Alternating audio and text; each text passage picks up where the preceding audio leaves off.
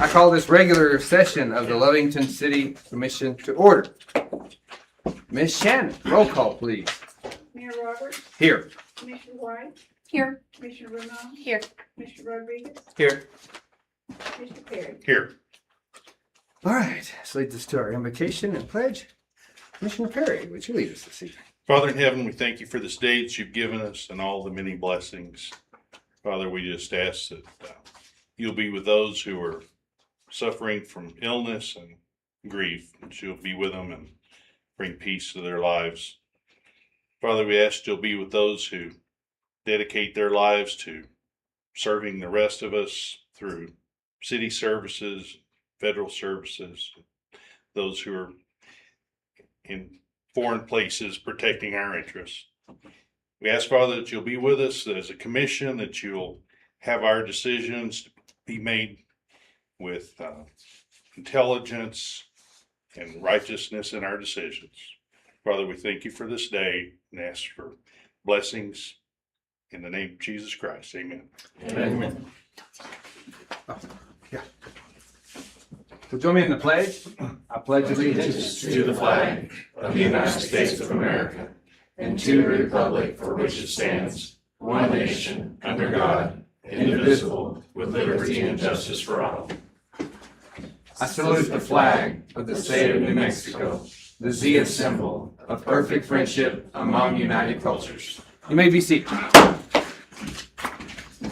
right.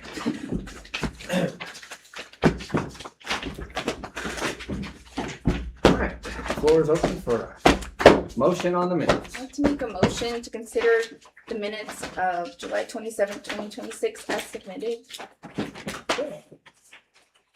I'm sorry, who made a second? Haven't yet. Got a second? Second. Oh, okay. Just wait. All right. We have a motion and a second to adopt the minutes as written. Any further discussion, changes, or additions? I have a change. Okay, we have a change. For my commissioner report, it says that I stated I would be working on an ordinance to address the scooters on the road. I asked for the city manager to start working on an ordinance for that. Okay. All right.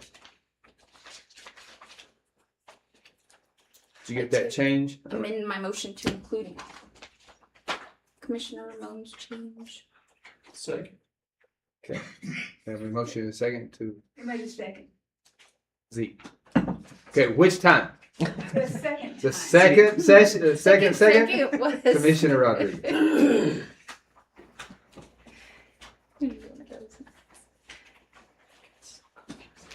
Okay. Any further discussion? Hearing none. Ms. Shannon? Commissioner White, Yes. Mayor Roberts, Yes. Commissioner Perry, Yes. Commissioner Rodriguez, Yes. Commissioner Romano. Yes. All right. Brings us to our commission and staff report. Ms. Shannon, do you have anything for us this evening? Just the normal day-to-day processes that we're doing. And on the cemetery, you're busy right now. I've been busy selling spaces and funerals. There's quite a few funerals coming up, and it's just part of what we deal with every day. And just with new hire processing in several departments. Commission agenda. You've been a busy young lady, I right? have been busy, yes, I have been, but everything's going well. Thank you. All right. Ms. Nora, do you have anything to say? Mayor Roberts, Commissioners, I don't have anything. All right. Chief? Yes, sir. Mayor, Commissioners, City Manager, officers' activities for the month of July. 9 working officers and 5 other ones are not available. We had 1,507 incident responses, 719 self-initiated, with 385 traffic stops and 248 citations, with 39 arrests. The Fair and Rodeo Parade went off without any issues. Our officers conducted traffic control with Commercial and Avenue D during each night of the Fair and Rodeo. And the stint of that traffic control lasted from 6 PM to 1 AM most nights with no issues. We hired one uncertified officer, and we have one certified officer in the final portion of this hiring process. Street department, fire department, and ourselves had a meeting to evaluate all our fire zone, handicap parking, and loading and unloading zones around all schools and the city buildings. And that's still a work in progress. Don't stand for any questions. Okay. Questions, Commissioner? I hear none. Thank you, Chief. Fire Chief. Mr. Mayor, members of the commission, so like Chief Clark said, Fire Marshal Ritchie has been taking the tower to the schools and they're measuring the fire lanes. So if you've seen the engine at the schools, that's what it was there for. The lanes have to be adequately fit the largest apparatus that we have, which is the ladder. And like I said, Chief Clark and the street departments have been working on that project as well. September 23rd through the 27th is the State Fire Chiefs Conference, and I will be going to that. Fair and rodeo, success on the fire department side, all rodeo events were covered by Lovington EMS. Now we're just fixing to start covering football games and any small events, rodeos throughout the year. So I've sent everything off to the state for the audit of the state fire fund. And also the letter for requesting carryover of the funds from this past year.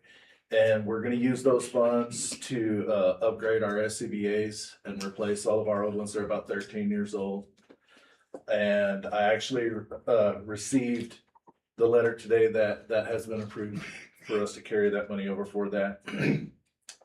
And we have received the first distribution of the state fire fund for this year. Last year, our total was $465,573. This year, we're receiving $479,189 So this is an extra $13,608 for this year. Our numbers for July: EMS 276 calls, interfacility transfers 70, cancel refusal DOA we had 40, airport transfers 24, Tatum calls 10. And fire calls, we had 38. And Fire Marshal Ritchie would like to address the commission. Mayor, Commissioners, City Leadership.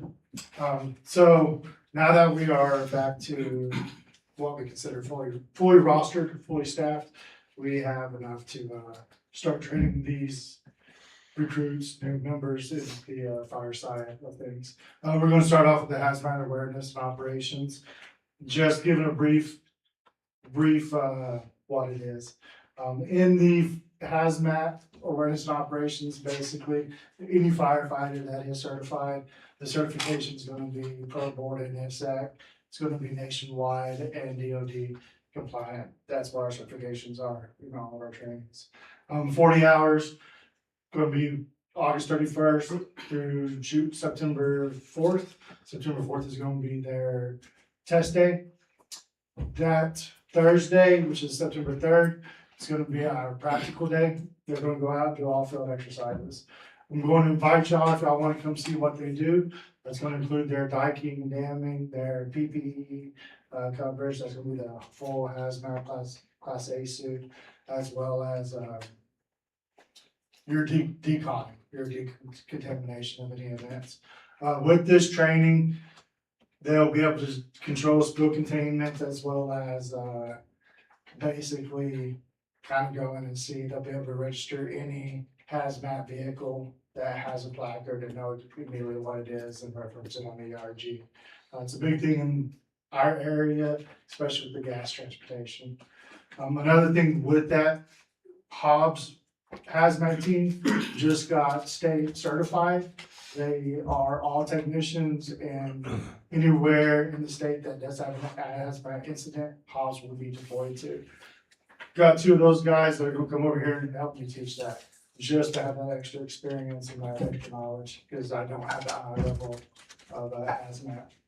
The good thing about this is a mandatory prerequisite for any fire training.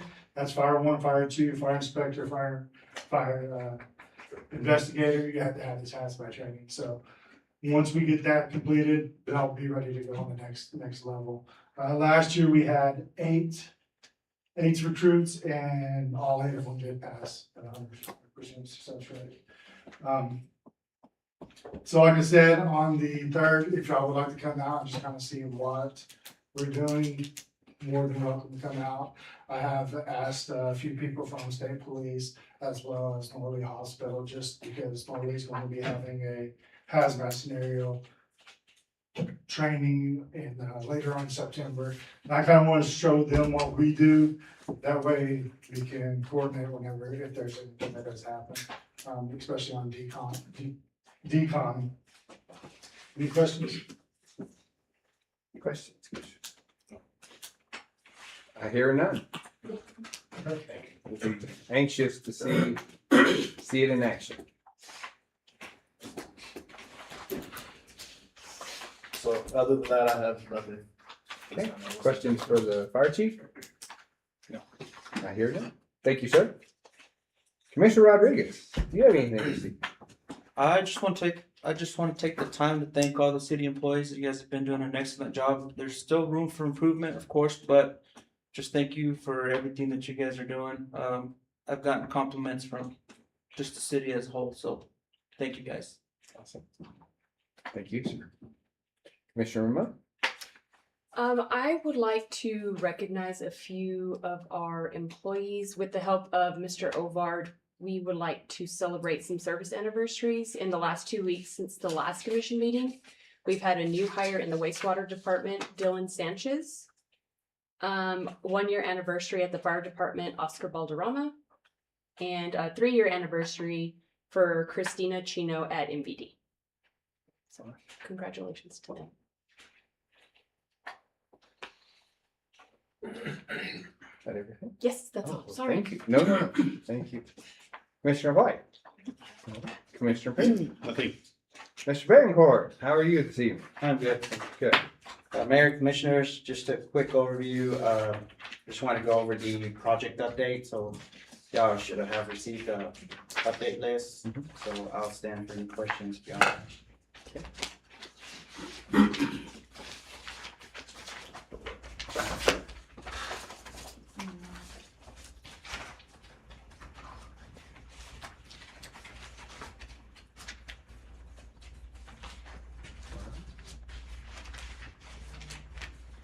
Any commissioner has any question for Mr. Bettencourt at this time? Thanks for providing this. Yes, thank you for the update. All right, city manager. Mr. Mayor, Commissioners, good evening. The city received the 4 snow plows that we had announced last winter. The purchase of these 4 plows, which can be affixed to existing city pickup trucks, will allow us more flexibility when we have snowstorms, which of course probably won't come for another 20 years. But we have them on hand, allowing us more flexibility to get out and plow where we need to plow. I don't see it in the near future, let's put it that way.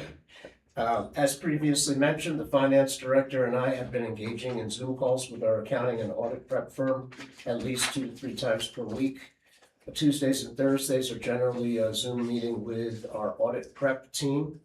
And then Wednesdays or Thursdays is with our accounting service team. So we have 2 sides and they are on top of things. They have full access to our Tyler software system and have begun pulling files and data. We thought we had one locked in, but we're still conducting interviews regarding our in-house HR generalist position. And our utility billing department is now fully staffed. One thing I wanted to bring to the commission's attention, the contractor who's been providing grave digging services at the cemetery announced a hasty retirement. Let me remind the commission that the last 2 or 3 times we went out for RFP for this service, that firm was the only respondent. So we have engaged in a potential purchase of his dump truck and backhoe. Robert's done some research about what their value should be. The pricing is good. All in it would be $58,000. And at the same time, we've identified someone who can now lead the cemetery department who's shown some skill at marking and digging graves. So unless the commission objects, I mean, we obviously have to do something in the short term. we can try this out. And if you still want to go up for RFP in the future, we can try that again. But we're covered for now. Okay. Because that is one department that doesn't stop, Yeah, unfortunately. But unfortunately. you feel that our equipment is adequate? Yes, Okay. yes. Robert, do you have anything to add to that, or did I cover it? Or? That's basically it. We got backhoe and dump truck will cover the need to get stuff done. They were paying like $650 every time we go out to dig something. We're averaging 8 or 9 a month. So if you really do the math by the end of the year, I think it kind of pays for itself on that what the equipment does. And we've done I think 3 or 4 of us ourselves, and we're getting the hang of it. So we can move everything ourselves without relying on anybody else. Other than that, I think the only thing we need to do is maybe purchase that green tent that they put over there over the funerals and some chairs. And I think we can kind of handle everything ourselves without having to go anybody else do it. So Is that the previous company that was theirs? Oh, I didn't realize. I always thought that was the funeral. KO. KO is 10 shares. that's different. That's Oh, I didn't know that. if we wind up doing that, we could actually do it all ourselves without having to pay anybody else. Okay. The lifting device. That's KO's. Yes, ma'am. Okay. To lower it. Okay. Yeah. We're all going that way. Hopefully. Finally, in your packets, Commissioner White had asked for an update about the street alley blading program progress. Roughly 3/4 of the city is done. The rest will be done by the end of the year. There is a map with alleys that have been bladed to date. Mr. Geddes is here. Anyone has any questions? And other than that, I'll be happy to stand for any questions. Okay, question. Okay. Thank you, sir. Ms. Ball? Evening, Mayor and Commissioners. I have handy 20 to get one of those. What this is a workshop with the New Mexico Planning and Zoning officials. They have a commissioners training on one day during their conference. So just wanted you guys to be aware of that in case you wanted to attend that. You could let me know. I can get the registration at a member fee for you if any of you are interested in attending.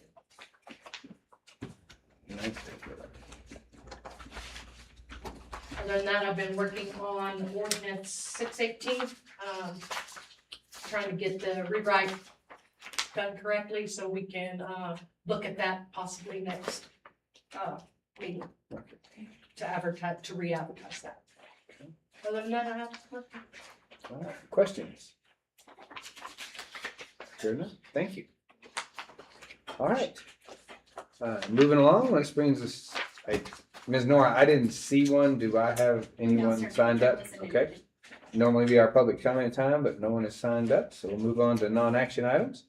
Brings us to our first one, Ms. White. We're skipping. Okay, we're going to postpone that. No, we're just not gonna do it. Okay. I I think there was misunderstood. some clarification on the financing for the different service organizations. All right. Trusted and did not verify. All right, next item is discussion of possible infrastructure projects with the Lee County grant. Mr. Miranda. Yeah, and I apologize, this is kind of small print here for the public. Commissioners, you have this in your packets, you have hard copies there just for reference.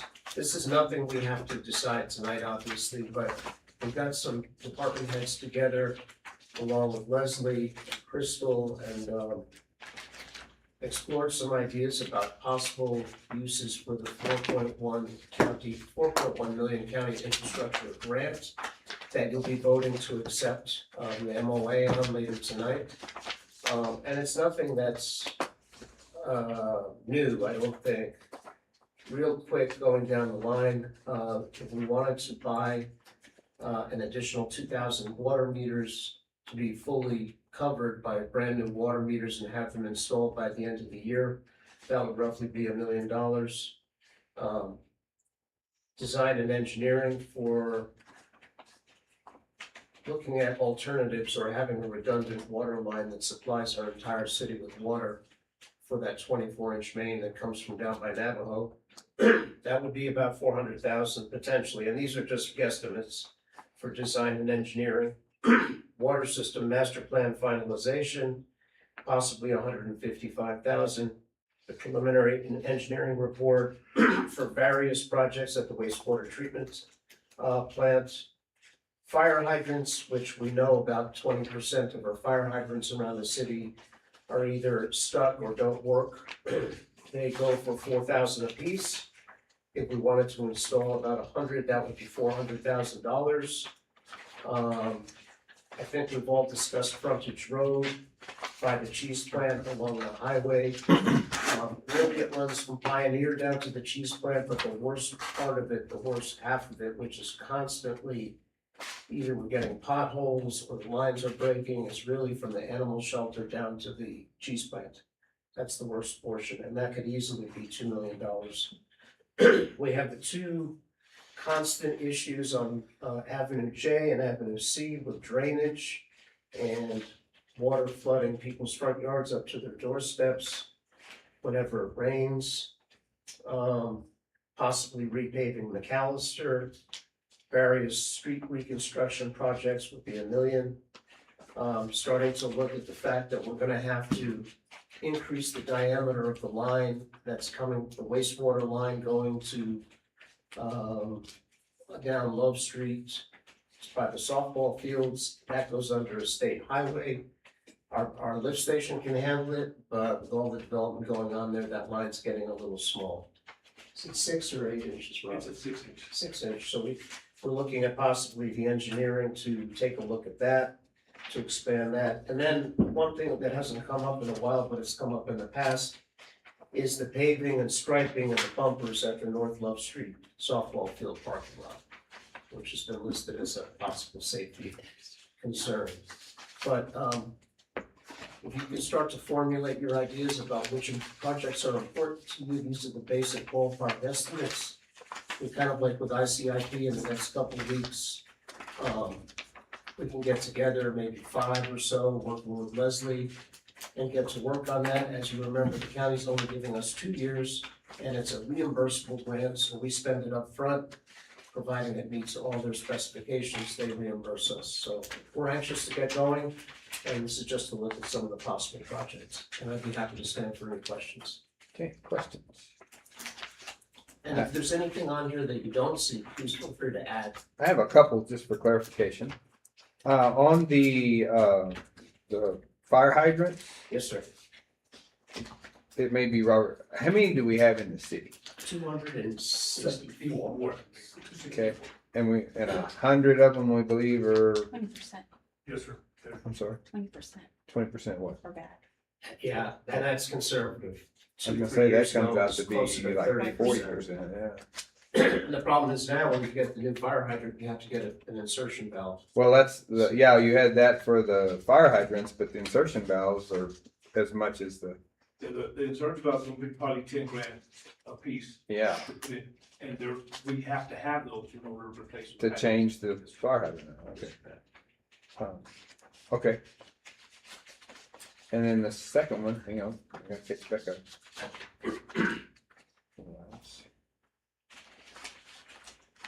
Oh, the sewer line, that basically is coming from the north to the lift station, so it's gonna pass under Highway 62, Yes, sir. Yes, sir. and it's a 6, Yes, sir. and they're not gonna stop building, so, No. okay. And, we get a lot of stuff coming through that line. A lot of stuff. Okay. Besides the regular stuff. The regular stuff, okay. All right. Any further questions? Well, at that Um, rate, we might need a 20-inch line at that point. Let's look forward just a little bit and let's kind of set a some sort of a timeline so that we can get this finalized. I mean, I don't like leaving it open because then we all we don't quite get there at the same time and. Does do any commissioners feel strongly yea or nay, maybe we can knock some out? Or we can definitely talk about it at the next meeting. Or you can message me individually, try to build I can, without violating any open meetings Right. acts, I can kind of try to build a Tell you what our favorites are. strongest, you know, That's it, how about we top take, 10, top 5. well, take this document, maybe, put them in an order that we feel, number one, and then take, the additional area if someone has something else they wanna add. Right. And then maybe send that out, if anything that's been added, let us know, and then, Kind of like I said. yeah, work it the same way. No problem. This is the 1st of September, first meeting in September, because it's a late meeting, if I remember right. It'll be the 9th, or the Sure. 9th or something like that. No problem. We can try to narrow it down. Wednesday, 1st, 2nd, 3rd, 4th, 7, no, it's the late one, yeah. It's the 14th. So it's a late meeting for September. So we'll have 5 weeks. That's enough time. Is that enough time? Yes, sir. Okay, let's put that on the schedule for the. Thank you, Leslie, for this. Yes. Very helpful. Any further questions? Cost. Thank you. Yes, sir. Brings us to our next non-action item, NMDTO, let's try that again, NMDOT double overtime grant. Oh, you don't look like Chief Clark at all. Yes, sir. Yes, ma'am, I'm sorry. Good evening, commissioners, mayor, city management. Some items to pass out so that everybody knows what I'm talking about. Thank you. Yes, sir. Is that cheap?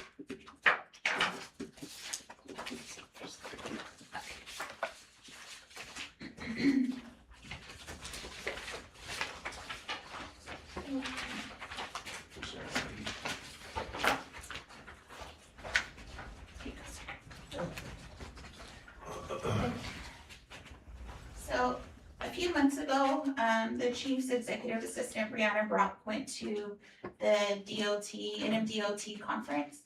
At that meeting, she learned that for the past 3 years, NMDOT, Safer, and NMSA have been allowing double time to be paid out on their grant that they offer to the city and that we work. She brought it back to Chief. Chief gave me a green light to look into it further, and I contacted Chief Williams with Portales Police Department. And he advised me that his group has been utilizing that grant at double time since 2023. He provided information in reference to what had to be done in order to get that grant, because it was during the conference, it was just kind of brushed over and Miss Brianna didn't have enough time to ask any questions. Chief Williams with Portales advised that in order for us to receive double time for the grant, or for working the grant, it has to be in city policy that we're allowed the double time rate. Since then, we've spoke with City Manager Miranda, the HR specialist that's rewriting the policy, and Ms. Shannon, and just to confirm different things that were asked in reference to that, involving para, involving taxes and overtime. It doesn't affect our para. The city just has to approve in policy that we can receive the double time pay. So in doing that, I've given everybody copies of our current policy, the current city policy, which is it's one paragraph, and then I'm asking for a addendum to that policy, which is what is in red. And what I'm asking to be put in is similar to what Portales did. Sorry, I'm working off my phone here. It just says the police department participates in multiple grants that reimburse the city for pay to operate under these grant agreements. Officers participating in approved grant funded operations may be compensated at a rate of double time when such compensation is authorized by the grant and reimbursement is available through the funding source. No grant-funded double time compensation shall be paid unless sufficient grant funds are available and approved through the normal budget process. And so also in that, I listed what we have so far to date in the different grants. We get approximately $19,150 every year for the SAFER, NMDOT, and NHTSA grants that we work. If we fail to utilize them to a certain extent, they'll start cutting our funds. I'm asking that this be approved quickly so that we can utilize what's left of these funds. It also entices the officers to come out and we have more coverage on the streets. Tim Botman is our point of contact and he works for SAFER. He advised that if an officer is out working grants and is needed to back another officer, that they're allowed to do that for up to 20 minutes at a time. So say we get someone with a warrant and the officer needs a back for, putting them in handcuffs or whatnot. The officer working grant funded opportunities can go do what they have to do and then go back to working the grant without dipping back into city pay. So that's a plus. It also just brings more exposure to the streets. Obviously, if they see our cars, they see our lights, people just have a tendency to slow down or think, I just saw that couple, well, they're over here now, they're everywhere. And that's kind of what we want the city to think as well, is that we're everywhere even when we're not. So that's just what this is about mainly.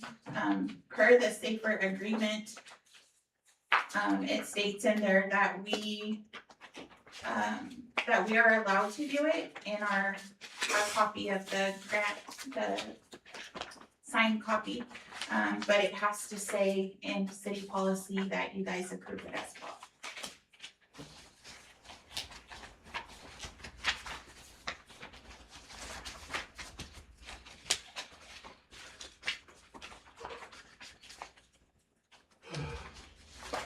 When do these grants expire? Or The grant expires every year on September 30th. So we have until September 30th to try to work as much of these as we can in reference to what we have. We have about $15,000 left. Miss Brianna, she keeps track of everything. We try to do target areas.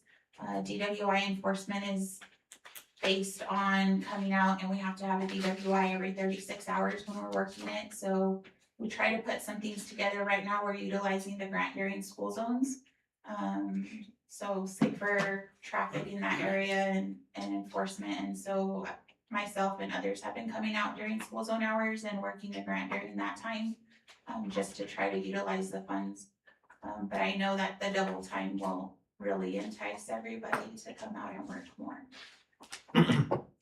Officer Grady, have you designated someone to write the resolution? I can do that. Okay, because in order, September is, 2 meetings away, and so I would say you need to have it in our next meeting, which means it'll have to be accomplished by this Friday. Get it into the Get packet. it done tomorrow. Actually, I work this evening tonight, so I can get it done overnight. All right, run it through this. I had just 2 points. So Mayor and Commissioners, we looked at this really closely with the help of Holly Darby. Okay. And I am for it. I am in favor of it, although I really kind of gave them a hard time because the way I have to look at it is, firstly, how does it affect the other departments when 18 departments here that the police are getting double overtime? Of course, it's funded through a grant. I think we can articulate that because it is being offered by the state. The other point is, let's say we found a parks grant in the future that offered double overtime. Do we want to rewrite the policy for just the police department or for the whole city in the future in case this comes up? That's kind of an outlier. The second thing is, even though I'm in favor of it, the commission should realize there's a slight impact to the budget. Not para, but taxes. City will have to pay more taxes as a result of that, but I think that outweighs, the benefits of the program outweigh that minimal impact to the budget, but just food for thought. And what's the process of changing the employee manual? Like, Well, and that's why this summer, I don't know, how realistic it is, but definitely we'd be ready for next year.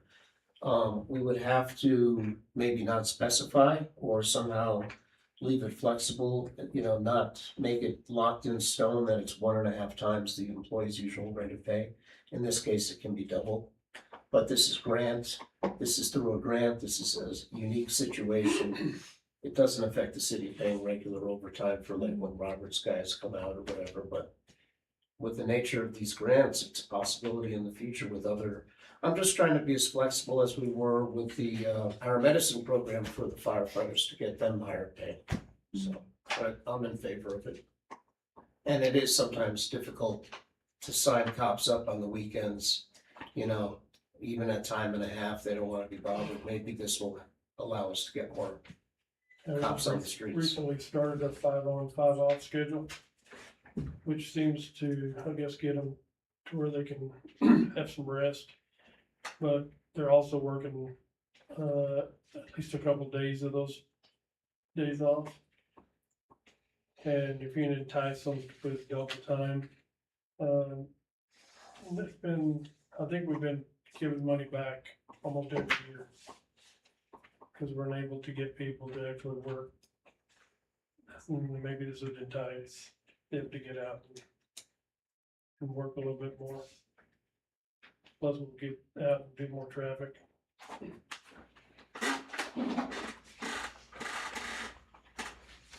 This shows, Officer Grady, that we regularly receive somewhere around 19,000, which we haven't expended much. We have a good portion of that left. Is if this occurs and it is readily accepted, the 19,000 or whatever it is it going to go a long way? That's good. Is there an opportunity, or do you believe there's an opportunity for further grants? Or Yes. So what Safer does is they look at what we're spending, what we're actually utilizing. And say we go through the whole $19,000. Mr. Tim Botman said that there's opportunity to receive more funding through addendums and memos. So we have the opportunity to receive more funding from the state once we run through what we have. And then the next grant year, which they have decided to start going for 3 years at a time. But say we use all of the 19,000 in 2027, I don't know, by May. Tim said he would look into getting us more money and then increasing our grant for the next year. They want to focus here in the county in southeastern New Mexico because of the fatality rate on the roads. He was excited when he heard about our new ordinance, reference the CMVs, and that we had gone out and got extra CMV training through the sheriff's office captain that came out and worked with us on one of Commissioner Perry's trucks to look for other things we could look for. He sees that we're trying to do more here in southeastern New Mexico and just in Lovington in general. And he said he would be willing to look for more money to put back into our community. Or back into the department so that we can protect our community. What's also happened in the past is if there's an area that we're targeting a lot, say seat belts, and we use majority of our funding, and say there's 3 months left in the year, sometimes we'll transfer money from one fund to another, or they may say, hey, Taos hadn't used any of their seatbelt money. Let me see what we can do, and they'll transfer from other communities around the state to get you more money. you've got a lot of homework to do in the next 2 weeks, so if you can just get us as much material within reason. I mean, you don't have to give us a 50-page document. Just give us the highlights, and I think that we'll be able to make a good decision based on that. Okay, yes, No, I was just gonna say, LT, if you wanna get with Patrick, he's out of town this week, but we should kind of loop him in too. I believe he has. She signed off on it? I'm sure, yes, I believe he has. What exactly do you need, sir? Just, I mean, this is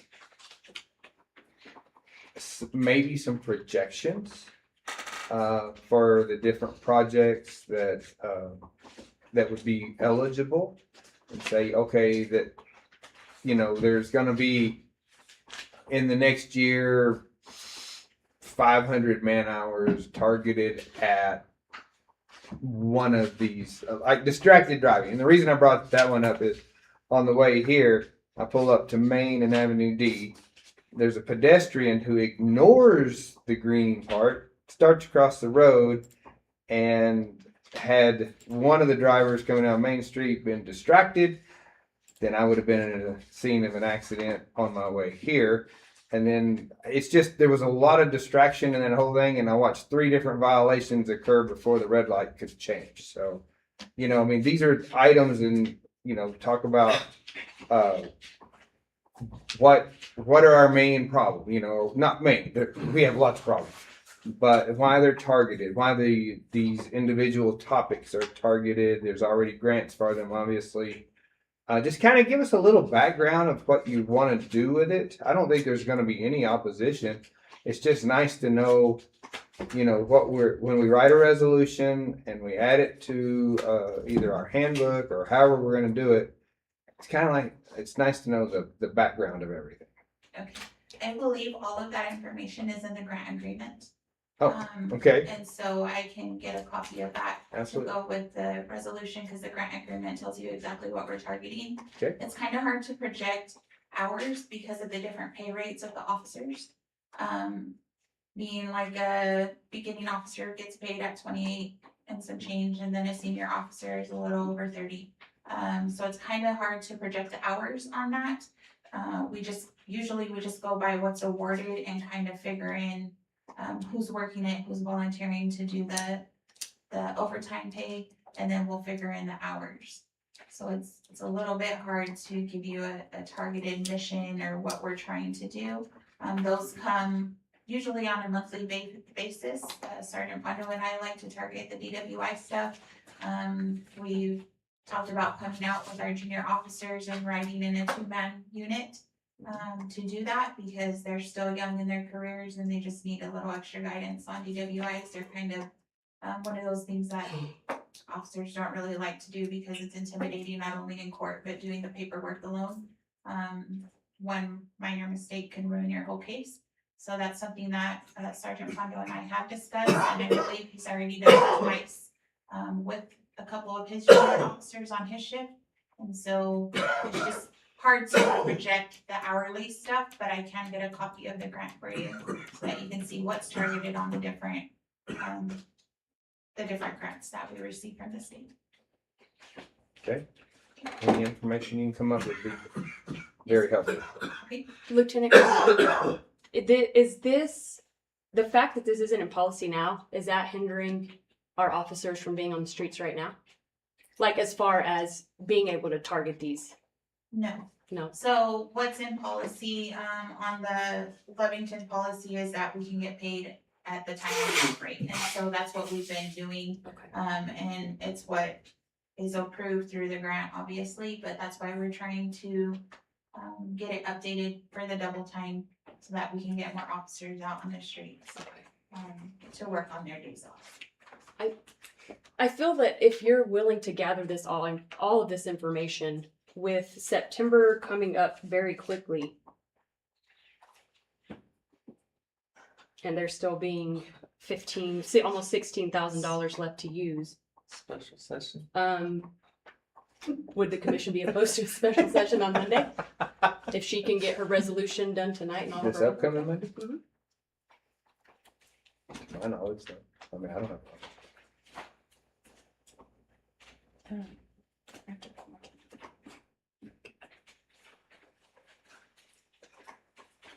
I have another question. Sorry, I missed it. All right.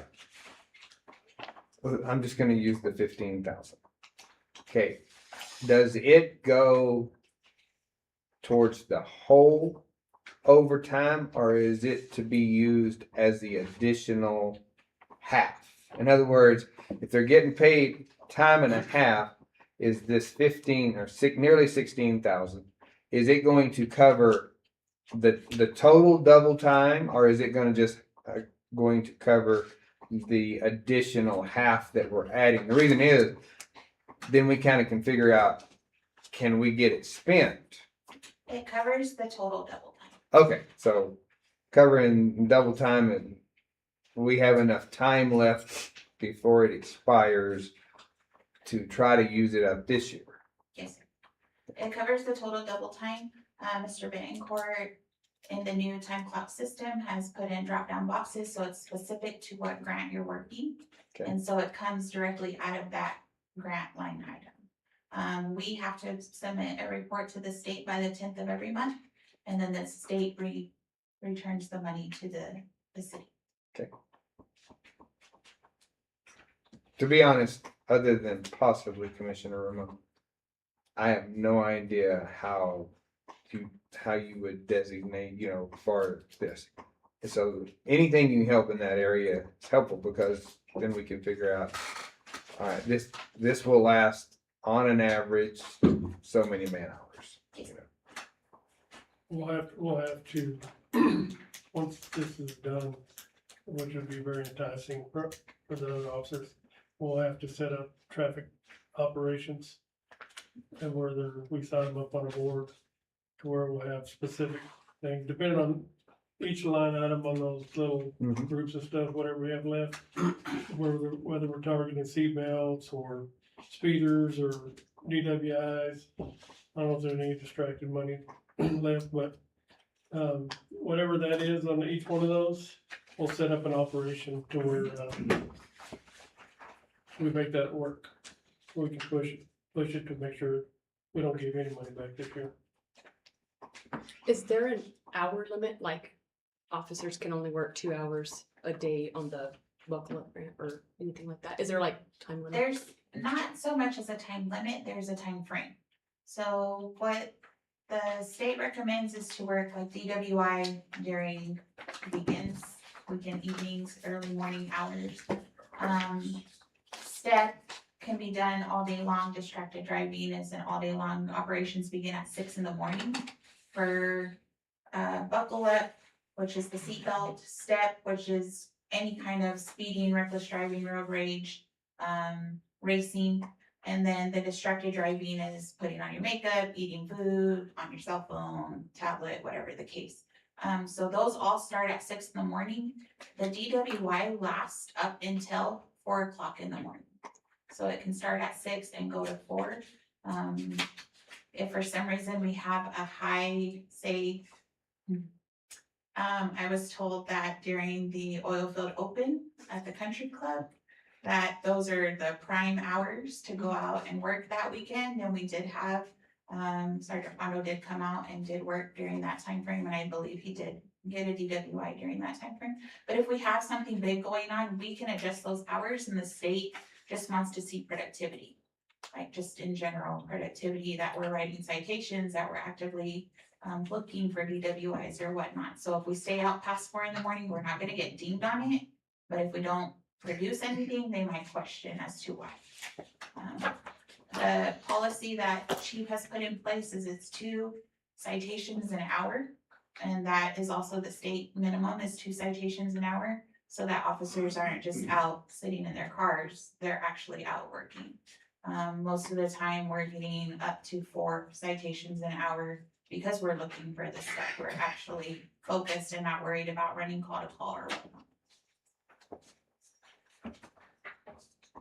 I can give you a list of target vehicles that I would like to see a little. I don't know if that's okay to speak out loud. It is for me. If not, I can take pictures of them. So. All right. Any other questions? Any other questions? All right. Thank you. Appreciate it. All right. The next item we will be postponing. That brings us to our action items for entertain a motion on ordinance 618. No. Well, we have to do yeah. something with Oh, it. I thought you were doing this one. Yeah, sorry. I'd like to make a motion to table ordinance 618, amend or revise certain penalty assessments and fees. Second. Okay, we have a motion and a second to postpone it To the next meeting. just to the next meeting. Okay. All right, any further discussion? Ms. Shannon? Commissioner Brown, Yes. Commissioner Rodriguez, Yes. Commissioner Perry, Yes. Commissioner White, Yes. Mayor Roberts. Yes. I'd like to make a motion to table resolution 2026-094, consideration for a variance for no front or side yard setback with a 2-foot 6-inch encroachment at 1221 West Carter till the next meeting. Second. You have a motion and a second for the postponement of this resolution. Any further discussion? Ms. Shannon? Commissioner Rodriguez, Yes. Commissioner Perry, Yes. Mayor Roberts. Yes. Commissioner Brown. Yes. Commissioner White. Yes. All right. I'd like to make a motion for resolution 2026-101. Reappoint Betty Price, Chuck Johnson, Brian Cooper, and appoint Larry Bogner to the Lovington Planning and Zoning Board. Are we going to, may I speak, sir?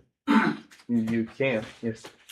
We were gonna run the voting differently per request by Commissioner Rodriguez this time. Oh. I believe each person who applied would be considered an individual, is that correct, sir? That's what I'd like to see happen, yes, sir. Yes, he requested that, one meeting ago. Our ordinance states that, actually, we don't even do it right, he's supposed to put them all in one and we're supposed to vote on it, but, ouch, sorry. And what do you do if you get your 4 people in the first 4 applications and the last 3 don't get heard?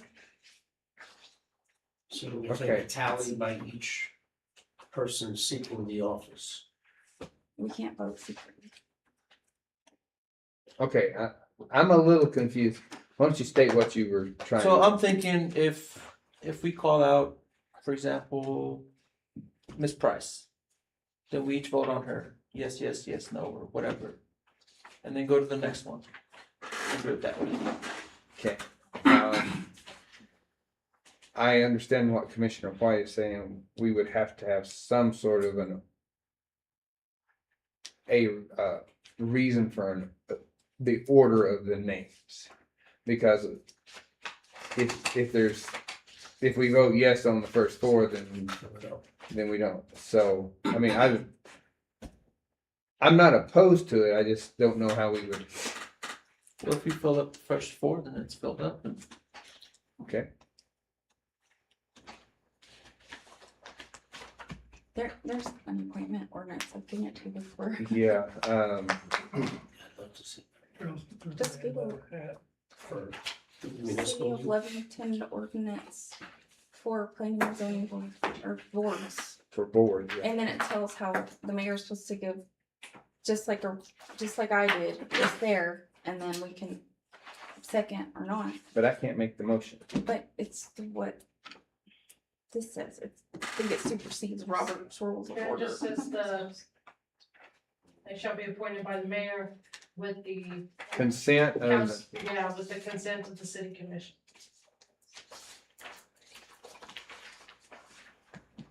well, no, I know, but That's the all. same ordinances say I can't make a motion. I can, But I just went over them with you, were you good with these, or, I don't know, whatever.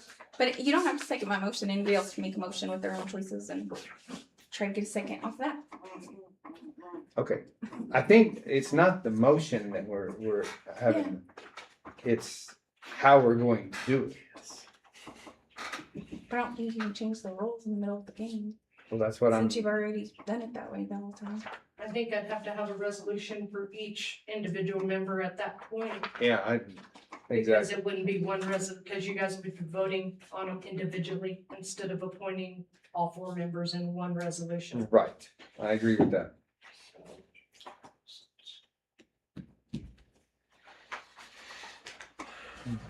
basically, in the past, we have made a motion that was, And if you don't agree with those, somebody else makes a different motion. as if well. we don't have a second, then Yeah. it dies from a lack of a second.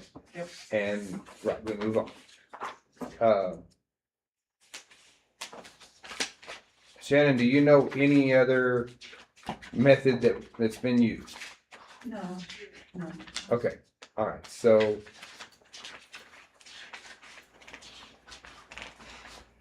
we will have to look at, in the future, we can look at or changing the way it is, but we'll have to. Are we able to table this and I can do some research and get with Patrick and we can try to do it at the next meeting? It depends. Call the municipal. Right now, that would, I mean, if Crystal's good with, continuing the way you're operating right now, Well, I mean, they're on there, but if, really, they're expired, so I shouldn't be able to have actual meetings until they're Well, reappointed. then I it mean, they states just, that even if they're expired, they continue to serve until. Until replaced. Until they appoint new for the same. I can check with the municipal league, Rebecca Martinez, and see how it's. Okay. Shannon, can you amend my motion to table it until the next meeting? okay, we have a, and they were all here. I know. yeah. Okay, we have a motion to, table the, resolution until our next meeting. Second. I have a second, motion and a second. Is there any further discussion? Hearing none. Shannon? Commissioner Perry, Yes. Commissioner Rodriguez, Yes. Commissioner Romero, Yes. Mayor Roberts, Yes. Commissioner White. Yes. Okay. I'd like to make a motion for resolution 2026-102, approve memorandum of agreement between Lee County and City of Lovington for the reconstruction of Chavez Road. Second. Okay, we have a motion and a second. Ms. Ball, I'm assuming you have some. Mr. Mayor, Commissioners, this guy kind of goes side by side with a $4.1 million infrastructure grant. Oh. The county has offered to pay $92,431.92 towards reconstruction. Can you $92,000. Thank you, 'cause I knew that wasn't right. so- $31.92 for the reconstruction of Chavez Road as part of the refurbishment of the dump, the solid waste station there. Okay. So is that inclusive, That would be the west The- side. the west side road is Chavez? Yes. Oh, I was bouncing The one over it that's all yesterday and I rutted was out. like, man, we Yes. need to do something here. Yes. Okay, all right, that So makes yeah, sense. they'll pave it from K just to the north at the top of the property of the fence property. They won't. They're not gonna pave it all go the way around the ball. Towards the ball field. Okay. All right, thank you for the clarification. All right, You said, I have a question. yes, City manager, you said that it goes hand in hand with that 4.1. They're not deducting that off of the 4.1, right? So No, it's sir. addition to. Yeah, it came out at the same meeting, Oh, okay. but this is over and above the 4.1 million. And we wouldn't have to do anything, they're taking care of everything. Okay. okay. All right, any further discussion? Any comment from staff? Public comment? Hearing none. Ms. Shannon? Mayor Roberts, Yes. Commissioner Rodriguez, Yes. Commissioner White, Yes. Commissioner Perry, Yes. Commissioner Romero. Yes. I'd like to make a motion for resolution 2026-103, approve memorandum of agreement between Lee County and City of Lovington for the acceptance of future reimbursement of up to $4.1 million in county funds for infrastructure improvement. Second. Okay, motion second. Mr. Discussion. Mayor, as previously discussed, the terms of this MOA, the takeaways are it's a reimbursement basis. The city will need to expend the funds or use funds by June 30th, 2028. The city shall provide a report on the use of the funds to the Lee County Board of Commissioners, no less than annually beginning June 2027. And any funds not requested for reimbursement by June 30th, 2028 will not be reimbursed.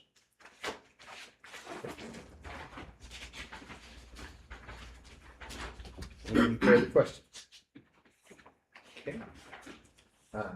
Any comment from staff? Any public comment?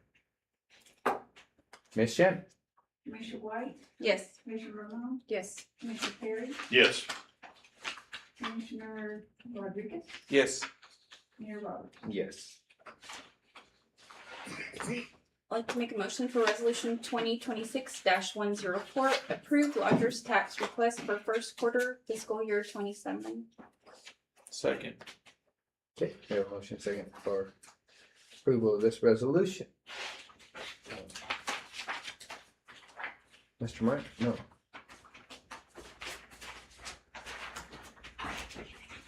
Miss, okay, I didn't know who was taking this one.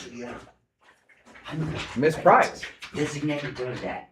Okay, We got our little, how much we could spend. We kept it under. okay, Cause we only had, EDC for the September's date, Yeah. And chamber for a special meeting. And, museum for a Cactus bingo. cactus bingo. Plant bingo. Plant bingo.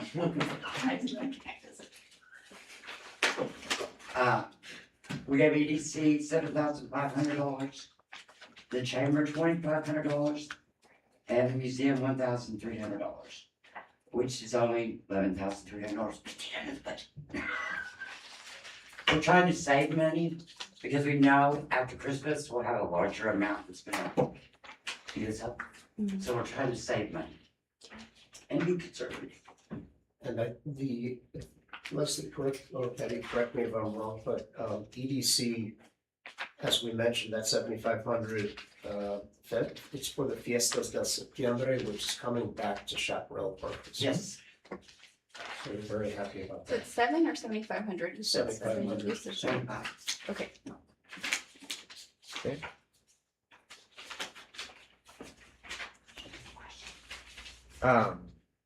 What was, could you go back, we just covered that one, let's give everybody equal time. What was the 2,500 for the chamber? Chamber. I realize that, Fall. What is your ask? Yes, we're bringing a speaker in to, help small businesses, it's called the Small Business, How to Grow Your Small Business Workshop is what we're doing. So we need some money for advertising, so we can get it out there that we're having this event. Ms. Price, there's no one here from the museum, can you explain what it was This is for? on the board. Oh, I forget, I'm so sorry, Ms. Bold, I forget you're on the board. Yeah, she's on the board. Well, okay. I was looking for an executive director, but I realized, She's not here no more. I realized that, yes, sorry. It is a fun afternoon at the museum where they're going to be playing bingo. They're going to be doing an auction, and they're going to be have Elaine Vigil, which is our director of visitor engagement, take tours. So it's just a way of getting people into the museum for a fun afternoon. Thank you for clarification. Thank you, Ms. Price. All right. Any further discussion? Any comment from staff? Any public comment? Ms. Shannon? Commissioner Romero, Yes. Mayor Roberts, Yes. Commissioner White, Yes. Commissioner Perry, Yes. Commissioner Rodriguez. Yes. I'd like to make a motion for resolution 2026-105, approval to issue RFP for on-call city services. Second. Okay, we have a motion and a second. Ms. Bolt? Good evening, Mayor Commissioners. I had brought this last meeting to just discuss that we're going to go out for RFP. I'm working on the packet right now. It's going to be one RFP for 5 different services. I've color coded it, which is going to be green and tan, so they only will need to focus on the one area that they would like to submit for. They can do multiple different areas. It's gonna be for HVAC services, electrical, janitorial services, on-call janitorial services. And then once we get all the submissions in, then we can award multiple companies if you like, or one company. We would then, at that point, have taken care of the procurement, and then we would just work with the department heads on the services or the calls that they need. So it's kind of going to help us for any kind of emergency situation or emergency procurement or anything. We'll already have taken care of that. It's gonna be originally, it says in there, a 1-year contract with 3 additional 1-year contracts that can be available based on their performance. Is there gonna be a dollar amount as to how much up to a certain dollar amount that they can go No, utilize? at this point, they will be able to go over our purchasing policy limits that we have. So right now, our purchasing policy is 20 to 60,000. We have to have 3 written quotes. If we get audited, we have to produce this. Over 60, we have to either go, and yes, this is gonna come down the pipeline, we're gonna have to update our purchasing policy. But over 60, we have to really go out for invitation to bid or procurement. So if they do go over 60, and this is a fiscal year, we won't have to, since we've already awarded those contracts, we won't have to worry about that. So it would be on an individual basis, depending on what the city needs as far as the work order or the job. So I'm sorry, no, go ahead, sir. sorry. I was gonna follow up on your question, so go ahead. So anything that's over 20,000, does it have to go for an RFP again, or? No, So not on this. no, So there's no cap to this one. right. Well, there's gotta be a cap of 60,000.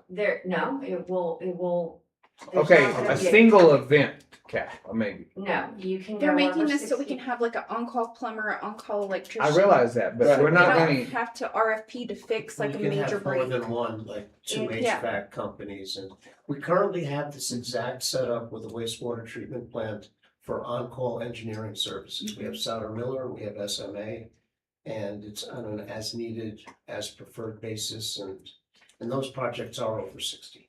So to answer your question, if it's in their budget, let's say there's an electrical need at the fire station.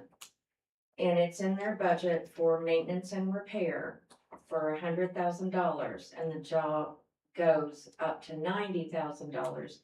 We do not have to do any additional steps at this point. We can hire one of these companies that has submitted and that you've awarded as an on-call electrician.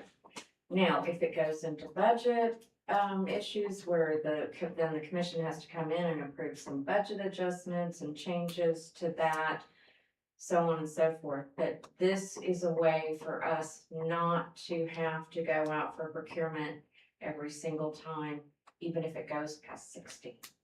But it doesn't count on a particular grant or something like that. This is just for everyday maintenance I type can do it for issues. grants also. Can you? Okay. Mhm. Yes. I can use on-call services for my grants also. Okay.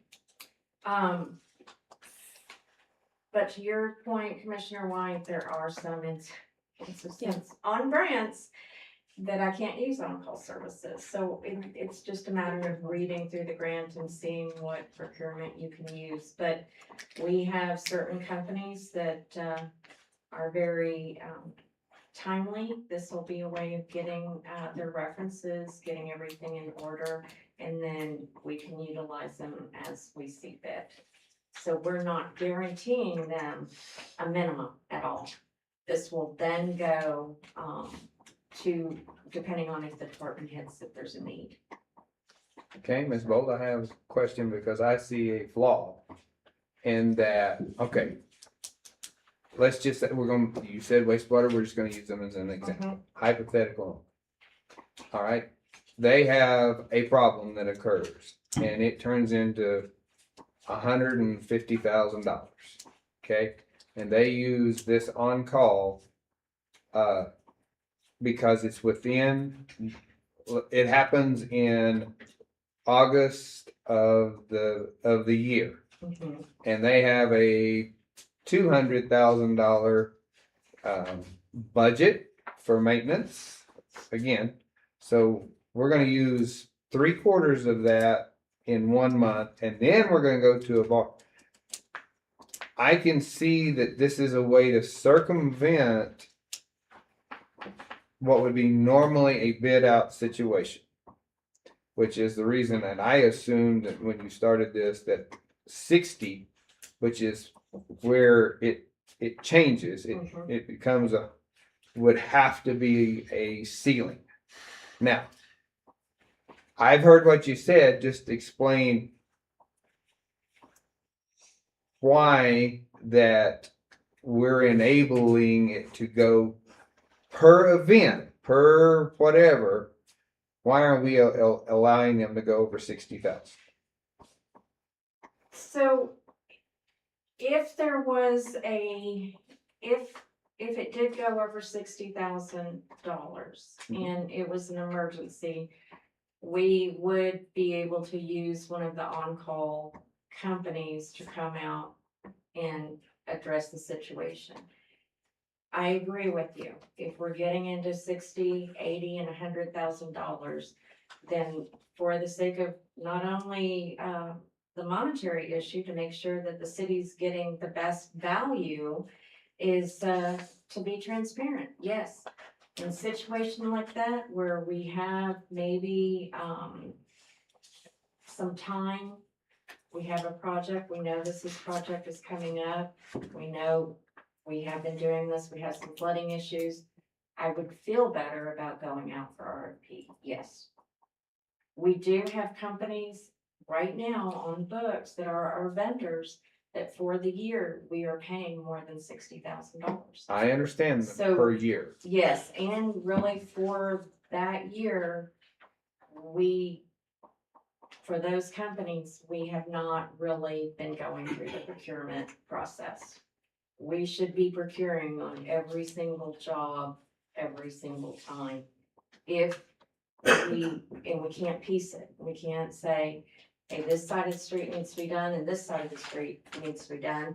This side's gonna cost us 19,000. This is gonna cost us 18. And that's how we're gonna get away from procurement. Can't do that. It's street work in a block, it's 40,000. We need to get 3 bids and we really need to do this. If we use one of our on-call services, then we can give them a contract for 40 to do some street work or something. We're not saying this is gonna become the standard policy. The RFP process is always the best for the reasons Leslie said, but it allows us a little more flexibility in those unforeseen circumstances. You know, a major water line bursts and we have to call XYZ contractor. I understand, but we can also call within 24 hours an emergency meeting. I'm not opposed. I'm trying to bring up how it can circumvent. So my next question is, there's got to be a chain of sign off. And when you propose, or when we get to that point, when we get to the voting point, I want that explained in who would be the person to okay it, and then how it would be relayed from that point. I agree with you. There needs to be multiple layers of approvals before it gets to that point, and multiple layers of approval when it comes back down. The tendency has been in the city is that department heads have been able to get these services in place regardless of asking the permissions. They've been begging for forgiveness, and we need to stop that because we're in an audit situation. We want clean audits. Clean audits affects our grants, our ability to get more grants. Right now, we're still at a stopping phase because we need to get these past mistakes taken care of. So I completely agree. If we need to tighten our purchasing, tighten our approvals, get it in writing, after 60 go out and get the best price, yes, we need to do that. We sure do. And I think REDW can help us build some SOPs that would strengthen this process. Okay, I just foresee this, that it could very well say, I spent my budget on that water leak that we had that should have probably been capitalized or pulled from a separate fund. Mm-hmm. And now I've got this other one and I need to adjust my whatever, and we're gonna be like, sorry. Or I'm gonna be like, sorry, you're gonna have to go through the right channels. Well, it really is, should be that way. It needs to be, it has to be planned, what our capital purchases are going to be, how we're going to be procuring our suppliers, and what kind of records that we're going to be, responding, what each department needs to put in there. Commissioner Romano in the past brought up warranties. We need to have that where we're monitoring warranties on a perhaps a yearly basis and the suppliers they're using. We all, even I am guilty. I like there are certain suppliers and vendors out there that I know are gonna take care of the project. Yes, this will help me out too, because some of their projects will be coming in between that 20 and 60 range, and it doesn't, then I don't have to get 3 estimates. And sometimes it's difficult to get the 3 estimates in writing, because we can't use the excuse, no one answered the phone, they never called us back, they won't take that. So, yeah. Well, it's just like the abatement estimates I sent it out to 7 contractors. I've received 2 different quotes, and that's it. I understand. I understand that there's a problem about getting different quotes, but I don't feel comfortable. Writing a blank check? Yes. Okay. Yeah, there lacks checks and balances here. So as the chief steward for the city's money, Mr. Betancourt, do you have any comments? I'd have to agree with you. There's gotta be some kind of checks and balances and to protect the procurement side of it. And I have started the RFP. I have not completed the RFP. I can put it, and the RFP is just the document to go out and say, this is what we're looking for. Right. Now, this is the first time that we've done it with 4 or 5 different categories. And then we get into like the cemetery, and we got one, and we're having to make changes and stuff. So I don't even know how many companies will respond to this RFP, but I can write it in there that this is all it's going to be. After that, we are going to be using a public procurement process for over 60, over 70, unless we're in an emergency situation. Other than that, if it's an emergency situation, we're not gonna be worrying about procurement. We're gonna be worrying about taking care of our city and what we need to do. I'll take care of it on the back end. If it comes to that, if we have a flood coming through town, we're gonna take care of the flood. Don't worry about the procurement. But this will make some of it a little bit easier on the 3 quotes. I would feel more comfortable if it happened in tiers up to a certain amount, then you need to get say I don't know, I'm just gonna $10,000. You can do something with up to $10,000. If it goes beyond that, then you need to get approval from city manager or something or. And that's the current procurement code. The breakpoints are 20 and 60. Below 20, we have our 5,000, 10,000, 15. Over 23 quotes, written quotes. Over 60, RFP or commission. It's just I don't feel too comfortable with it just being. Just pick anybody from anything. And I understand emergencies. I don't want to micromanage any of that. I don't think anybody wants that to happen either, but I feel like it just can't be an open-ended. Emergencies happen maybe twice a year. That's the way it, So we could scale back this release of RFP. We do have a need for janitorial services throughout the city. We can start with that RFP release that for janitorial services, and then it would go after you either award or deny or award multiple companies. It would go over to the city manager's office and the attorney. They would actually do the contract with whoever was awarded on the, which is the same thing for electricians or HVACs or something like that. So if you're more comfortable, we can scale back, see how one RFP goes for on-call services in just one or two different areas. And then see if this is a policy that we want to continue, or if it's something that's just not, we'll just stick with our regular purchasing policy. And that's a good example, because there is a need right now for the magistrate court. And I don't know the answer to this question. Suppose we hire ABC firm for magistrate court, and they're paid $25,000 a year, and then the police department hires them for $25,000 a year, and then someone else, and now you're up to 75. Does that break the procurement code, because that's broken down by different departments and different projects? The city is the city as a whole, so not one department can be considered operating on its own.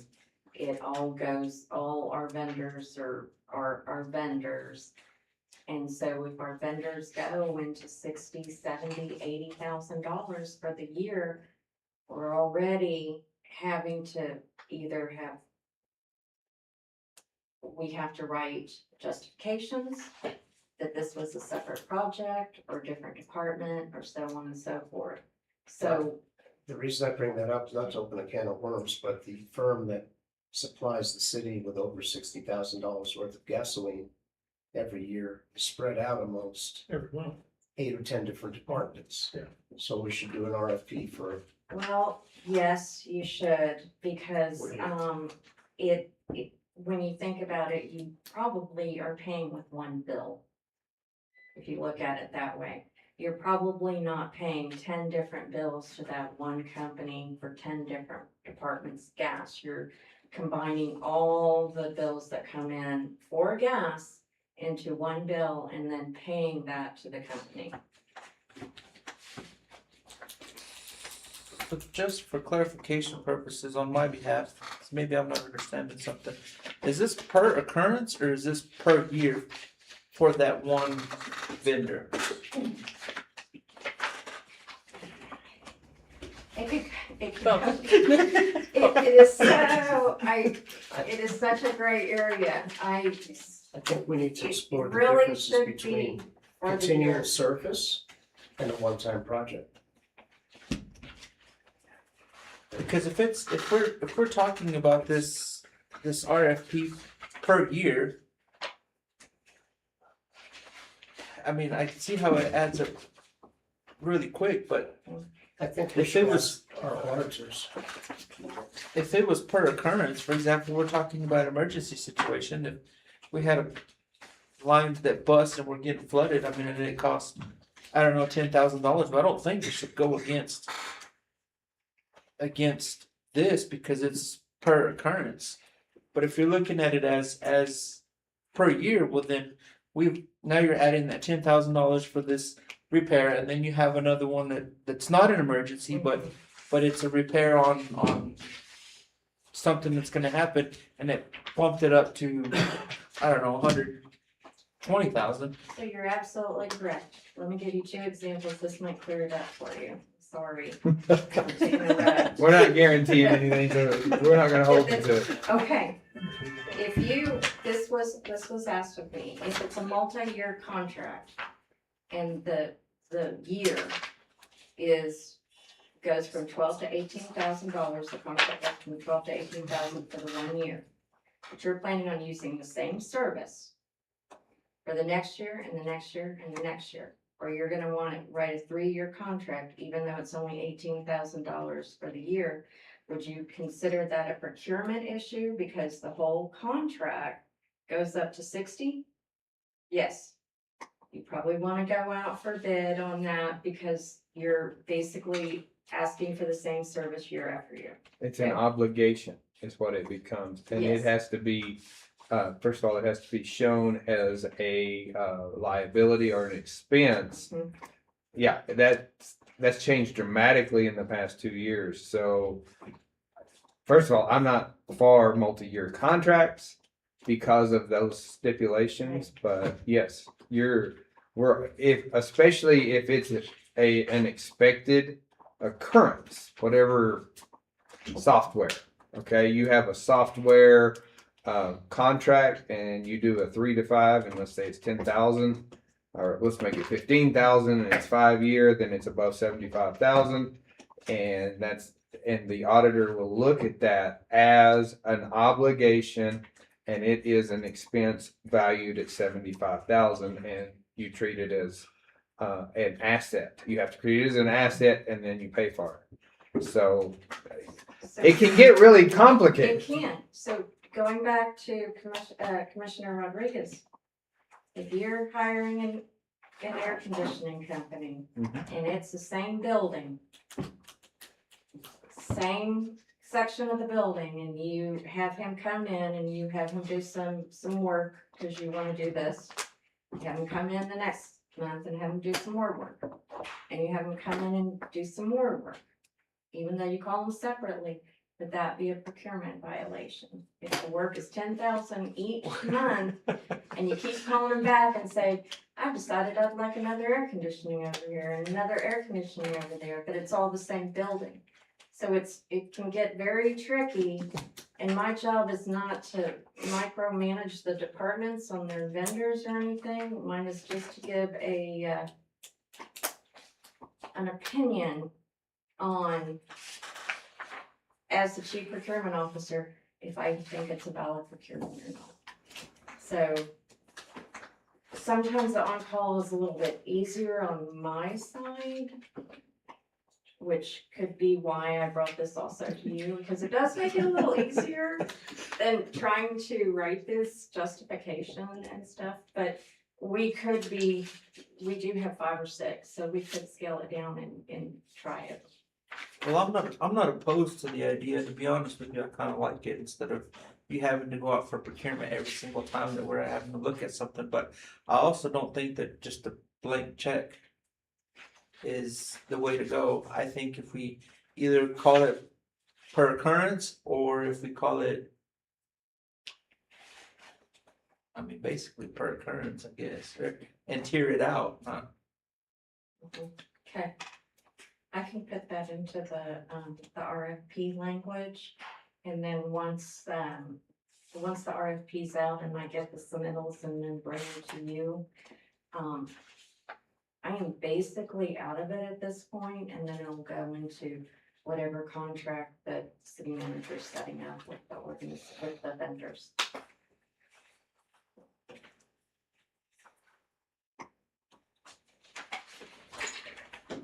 So all you're asking to do tonight is to write an RFP for people that are wanting to fulfill services for the city. Just to get a list of names, so that later that can be taken down more clearly to a contract. This is what you can do for us or not. And this is the cost, the hourly rate or whatever, and all that. None of that is decided with this. This is just for you to get your list of names of people that would like to possibly do jobs for the city. So if our air doesn't come on tomorrow, we have 3 people we know we can call. Yes, and in that RFP, it's the names of the people, it's making sure their licenses are up to date, making sure they have insurance, making sure that they had put 3 references in there.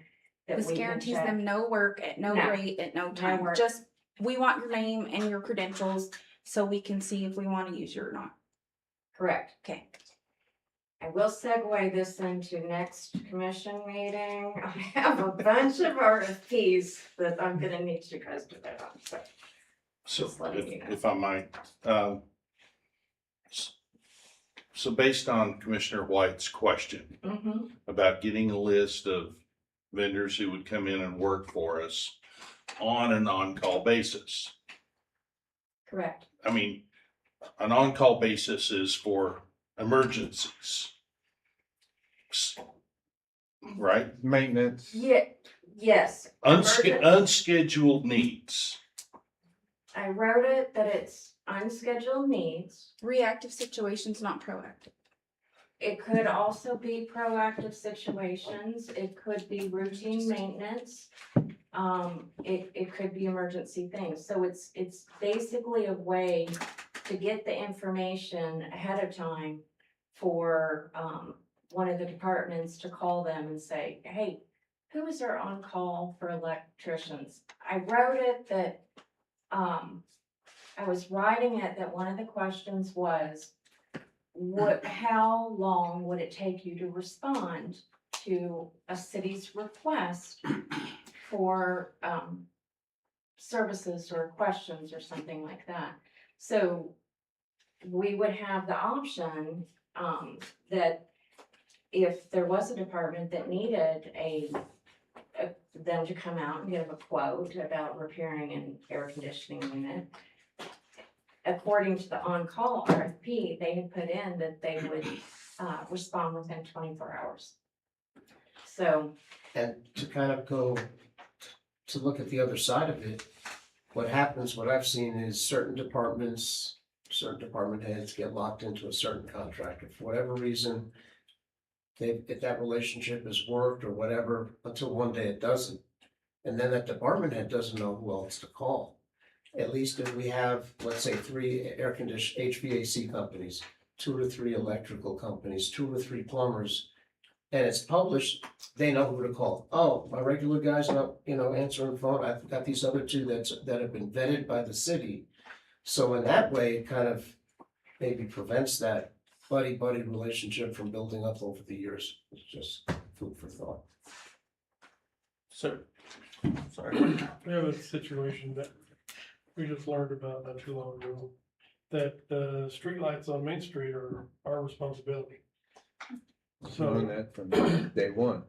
So we had an individual hit a street light, knock it off its base, actually knocked it to where it removed the electricity from the wires going up in the pole. So we call out this emergency electrician, let's say, on call. He comes and he makes it safe. Is he only for that event, that situation, or when we repair it going down the road, is he able to? It depends. It depends.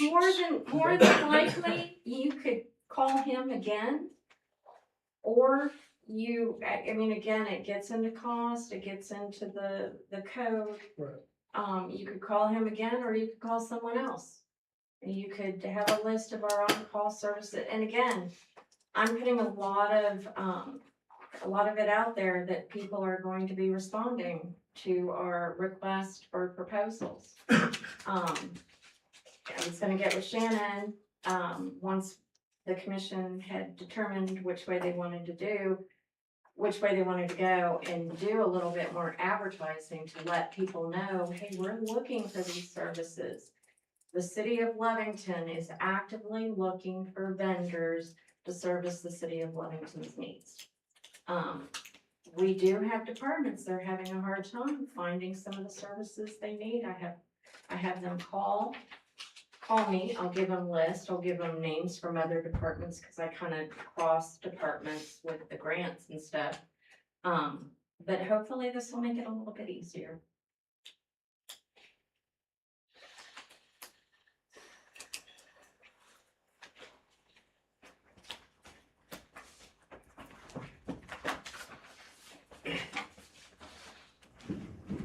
Would you like us to do a little more homework and readdress this?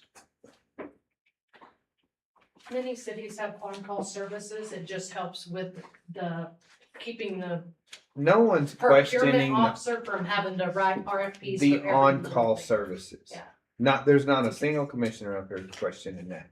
Their questioning is, who makes the determination of that it's either a quick fix or it's an ongoing problem? And how do they apply those services in those, we're not even trying to get into budgetary, but I foresee it's gonna get into a budgetary problem. And so there's gonna have to be some levels of sign off. You know, an electrician, once he shows up, first of all, I would start like we did with the auditing service. They gave a list of, this is what this particular individual, you know, per hour, all the way up to a principal of the company. You know, he's not going to be out fixing something, but if it determines it's his expertise, then he will come out. He's there for a couple of hours. We get charged at his rate or whatever. The situation is assessed at that point. Then before final completion or final whatever, somebody should have a good feeling of a range. If the electrician says it's $5,000 to $10,000, you say, okay, don't go over $10,000 without, or if you're approaching it, let us know. You know, I mean, that's the way we do it in construction. You have to relay to us, at this point, you're not getting paid above that. So then it goes before the next level of sign off. They say, okay, how much further is it going to be? It's another $15,000. You're sure you're going to get done? Yes. Okay. Will you sign off? Will you sign a contract that says for this amount of money, this will be fixed? I mean, there's all kinds of ways of doing it. There's no perfect one out there. It depends on the person that is authorizing the work to understand the scope and cost of the work. That's what we're questioning. That's what I'm questioning. I'm just talking for myself. So I agree with can I that. amend my motion? I Can I amend my motion? Hang on. It would make it so much easier if I did. To issue an RFP for the names and credentials of companies interested in performing on-call city services. Second.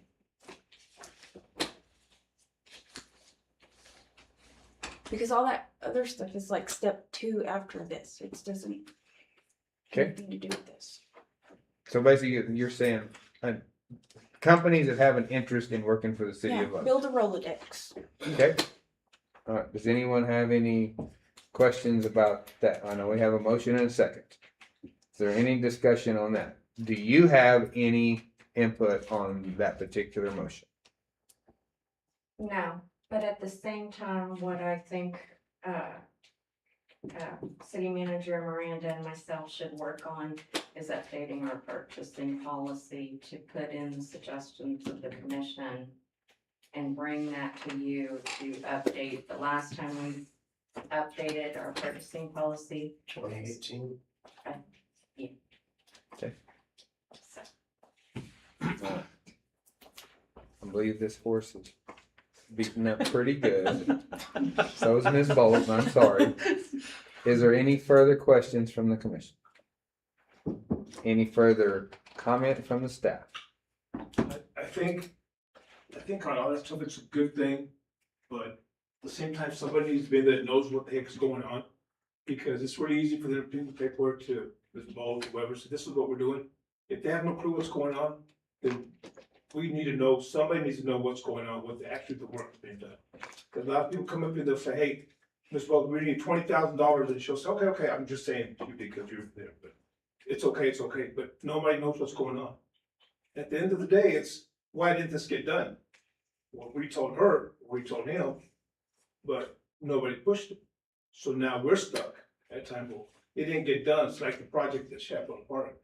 You know, all this money for what? Nobody ever got it done. Now we're in the same process. You know, we're problems now because, you know, somebody didn't follow through. And who was it? So what does it come back on?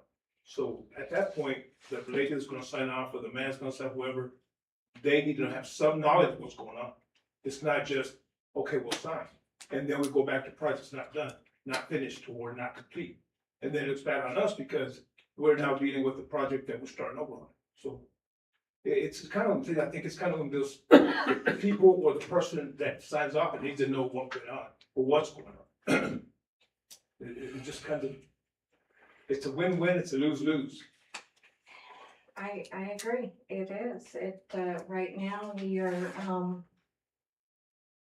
we have gotten, multiple submittals for one of our policy, and I have refused to pay it at this point until our project manager signs off on it, and that's just, it's been going on that way for about 4 or 5 months. So it can be, even with Robert's project with the lift station, they sent us, an invoice. So there's just different, it's a win-win and a lose-lose. It can go badly, it can go very well, so, yeah. I just think there's more input on everything on that part. But from departments and whatever, it's like, we're doing it, what did they do, what did they not? I make it on my point, because I'm out there all the time and I know what's going on. And I've gotten to with them, no, they're trying to rip us off. Yes, I'll say it just like that, you're ripping us off, I'm not saying. Yeah, I don't have a problem with it. But sometimes, if they say we completed it and we go back, it's not done, we're going to deal with it. They'll sign, let's deal with whoever signed up on the check, they're done. Not because of my problem. And then what I do? Ask for more money to complete the project that should have been done a long time ago. It's not, it doesn't go that way. It's gotta be I agree with you, Rob. It's gotta be communication between, from the department head, who is gonna make the request. They're gonna make the call based on whatever the situation is. Okay, then he's gotta be able to inform whoever's going to, get it okay. But what the problem is yes, I trust your judgment, but a lot of times a person in your position says, hey, that was good. Threw that one in there. All right, we're going to do this small project and just make it for $15,000 because I need some work done on my truck. Okay, not you. It happens. And because it's a blanket thing, someone that is expending or writing the check is just taking it off of your recommendation. It hasn't gone through channels. No one's looked at the project. So it goes both ways. Our job is to help protect. We're getting a service completed at an agreed on price. I understand that, but all I'm saying is the person, we need to have more knowledge of what's going on. The people in this position need to be out there. Say, this is what's going on, this is what you did. Instead of, well, we don't know, it's your problem now, so it doesn't work that way. Right, I agree. That falls on the department heads. And the procurement officer or whoever else. Whoever else okays that to be paid, basically. Okay. I think we're all in agreement. We just got to get a policy that's going to protect us. And I just don't like it. I don't like signing a blank check. And that's what you do if there is no limit. And I guess that's where we started or whatever. And so. I mean, you do have to still, even if it's on call, you still have to do a purchase order prior to the service. And that has to be approved by your uppers. So You there are can't, checks I and can't balances. just write a blank PO for no matter what I want done. Like if I need the ACs fixed, he's gotta approve that PO. I can't approve that myself. Okay. So it does have checks of that amount being Just like, approved by and I'll us. bring this up, just like my command truck. I didn't just do that PO. It went through processes. It went through multiple people, not just me. So it was, you see what I'm saying? It's not like she's saying, there's a process we have to go through. We don't just, here, this is the PO, here you go. It still has to go through and it has to be approved. I agree, but okay, let's just say it's a PO for $1,000. Okay? When the gentleman that's out there doing the work doesn't know when it gets to $1,000. So what if it's $5,000? Is your original PO good for up to $5,000? Because that's what we're establishing right now. When it's an ongoing, and we're just using emergency type situations, there has to be a limit. That when you get to this point, somebody's gotta say, stop, we gotta evaluate. So on the large, projects that are mostly grant funded, we gather the estimates, we pick the vendor, and at that point, it could be a CES vendor. I don't know much about the engineers' estimates because they're just all over the board right now. But they're issued a PO. At that point, they're given the PO. This is in the estimate. This is it. This is what you've got. Based on your estimate, we've agreed to this. You cannot go over this PO. At that point, they have to come back for a change order and say, we have this part of the project that needs a change order, so on and so forth. Change orders are frowned upon with grants because then you have to start the whole grant thing over again. So it's, no, let's not do change orders on that. The process is, they get estimates, all city departments get estimates, get the POs based on the estimates, 20 to 60,000, they have to have 3 written estimates.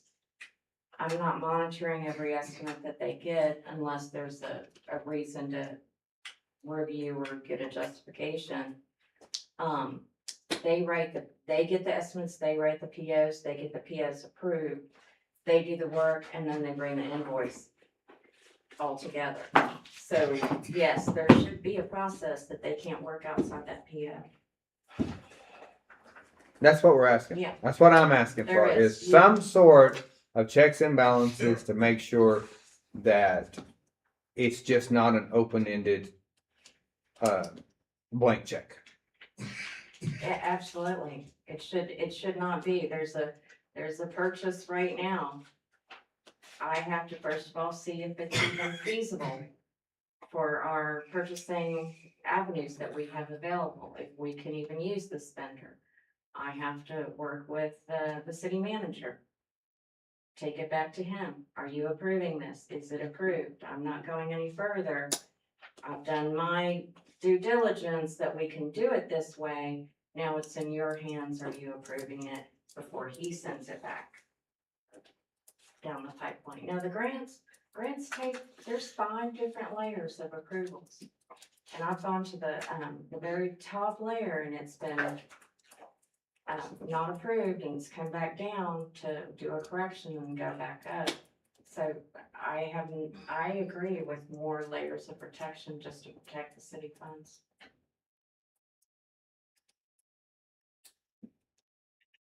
Well, you're writing the RFP that you're asking us to sign, so not tonight.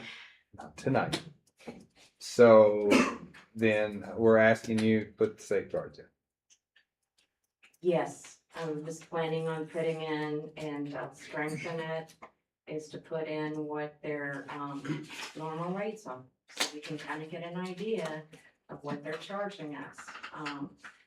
If they're going by like an auto mechanic, sometimes they just go by that blue book and they just put in the rates for that job, for that hour. We can do something so we can at least look at these vendors coming in, what their normal rates, and see if they're charging us fairly or not. Do I think we've been overpaying on some stuff? Yes. Sometimes I've seen it, and sometimes we've come out really well, so. Like I said, we beat this horse to death, Yes. so. Commissioner Perry, I like your statement you always say, stop wasting money. So that's our goal. So that we'll have more money to go around to our staff and our employees. All right, okay. I think we finally got down to, we have a motion and a second. I'd ask for you, Miss Shannon has a question. Where we are. I'm sorry, you don't know where we are? Okay, Commissioner White. I made a motion for resolution 105, approval to issue RFP for names and credentials of companies willing to perform on-call city services. And Commissioner Ramon seconded that.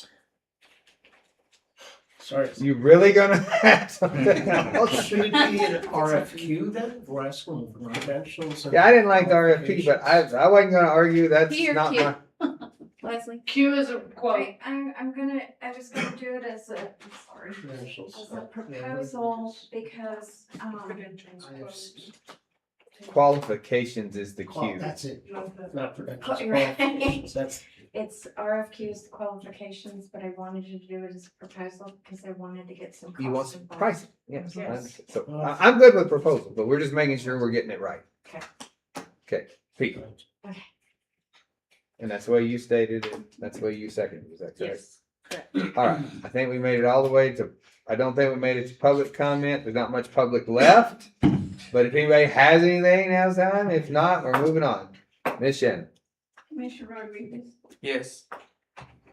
Mayor Roberts, Yes. Commissioner Rivera, Yes. Commissioner Perry, Yes. Commissioner White. Yes. All right. I'd like to make a motion for resolution 2026-106, approve nomination of officers to the Lovington. I'm not doing that one. Because I'm not putting people's names on something and no. I'm not. Y'all can make that motion. I'm like, I'm not gonna do that.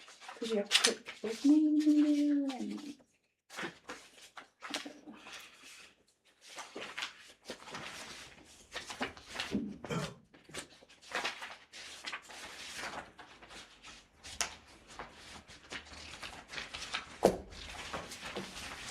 Seriously. I have a question, Yes. Commissioner Linus. Okay, if we have a nomination resolution come before, Mhm. if prior to the meeting, I don't make a motion, I Tell me what you'd like to say. recommend Yes. the appointment of people to that board or whatever it is. Do you think that that would fall? Because I agree, that's what it says, Mhm. that the mayor shall appoint with the pleasure. I mean, Mhm. that's pretty broad until we get this straightened up. Mhm. Okay, if I have a piece of paper that says, we appoint these, And you that's put it why I out there. always go over it with you before I do them because I kind of feel like we're doing that. And I know, but we can't I'm do just doing it that the way I was here. taught in the past. So I mean, yeah. And we really need to get with Patrick on it. So can we just Do you have recommendations for us? Well, It's- no, because to me, that's me making a motion.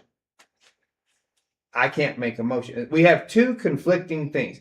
It says the mayor shall appoint, but we do the appointment here, and we have an ordinance that the mayor cannot make a motion.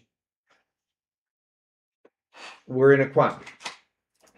So I don't have the right way out at this point. Up to this point, we have put it out that someone makes a motion. If there is a second to it, we discuss, we vote. It can be voted down. Then we can move on to another motion. And it's been a contest before where someone started talking fast and hard to shut up this one to get their stuff out there, and then when it got the second, either it passed or it didn't. So I'll make a motion to table it, but I'm not gonna make a motion to put names on paper. I thought we had names. We do, but I'm not comfortable doing that. If y'all aren't comfortable with the planning and zoning board, I'm not comfortable doing this one. And you can make the motion, I'm not going to. And you three can make that motion. Madam wanna Mayor make a- Pro Tem, So how Like do you're I? appointing people just like you did with the planning and zoning, Mhm. and you wanted to do that individually. And I think that's where Liz is feeling like this should have been, if you're gonna treat that way, this is a board just like that. But we have history. We cannot change it in today's meeting to where we go individually, okay? We've always done it another way. We can do that, we can finish up, or we can postpone it all come up with a new way of doing, which also goes to our rules of procedure that needs to be updated. Yeah. And then we go down that way. But And I brought that to discussion too, that we need to update that. I agree with you. So we should postpone it for now then. I say I say postpone it. postpone it. Okay. It's not like this. I'd like to make a motion for resolution, to table resolution 2026-106, approve nomination of officers to the Lovington Investment Committee until next meeting. Second. Okay, before we move on, Mr. Miranda, this was your line item. Do you have any further discussion on it? I was just gonna make the comment that this is slightly different because the policy, which has already been approved, calls for certain exact people. So I'd say that 2, if not 3, of the names being proposed through this resolution are kind of, what's the word I'm looking for? It's already been stated by the policy itself. Right. So it calls for the mayor or their designee. But you have to pick 3 additional individuals and 2 Up to, city yeah. commissioners. Right. And I'm not doing that.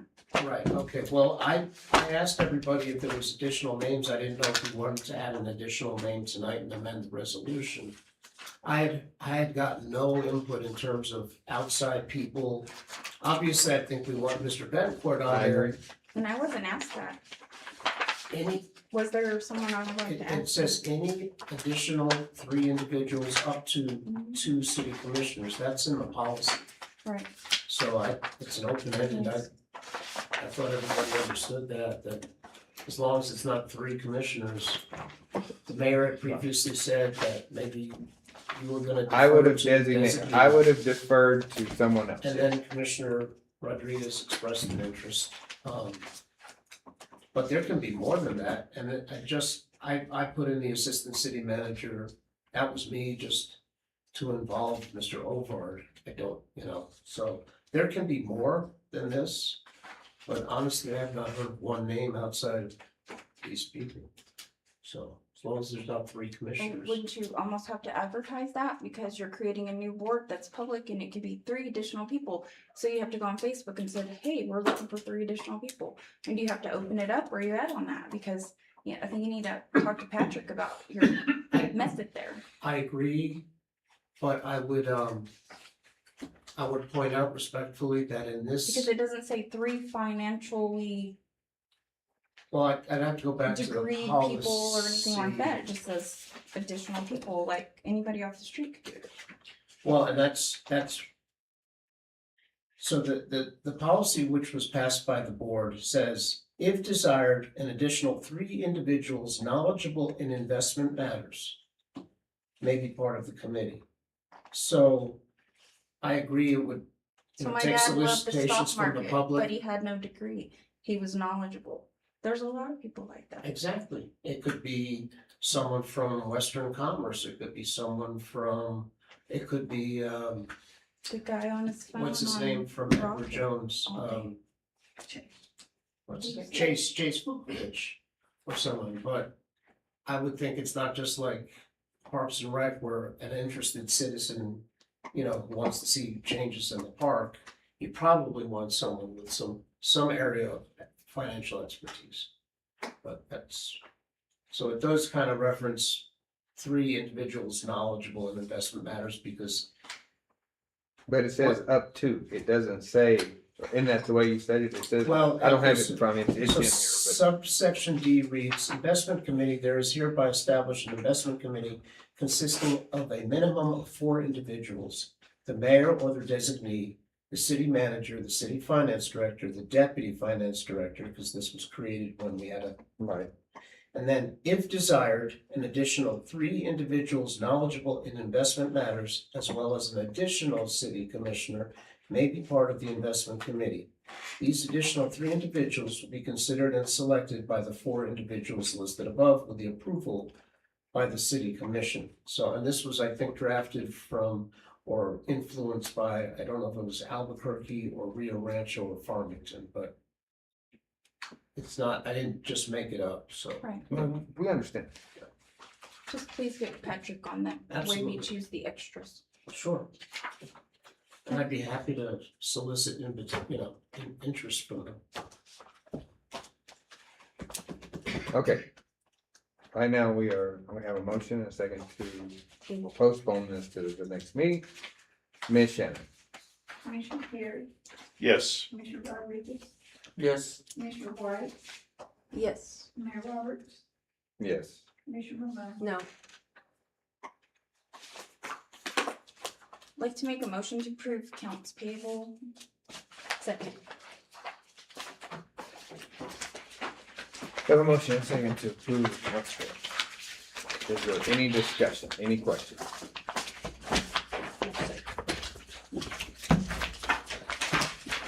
One, two, three.